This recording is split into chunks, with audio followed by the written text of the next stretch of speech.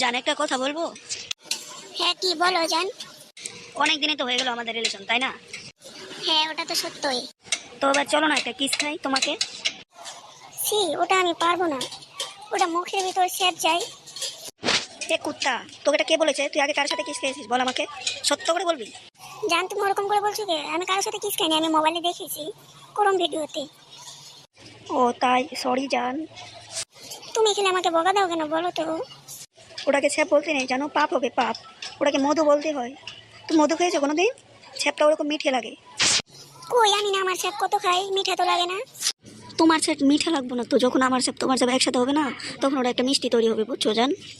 সত্যি বলছো? তবে চলো এখনই খাবো, আমি আমার মিষ্টি খেতে মন গেছি। এখনই মিষ্টি খাবে তুমি?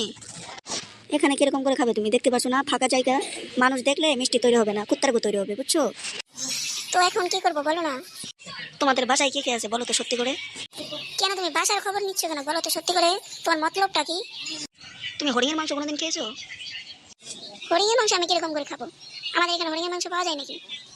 ওই তো আমি বলছি তোমাকে হরিণের মাংস খাবো। সত্যি বলছো তুমি? হ্যাঁ সত্যি বলছি তো।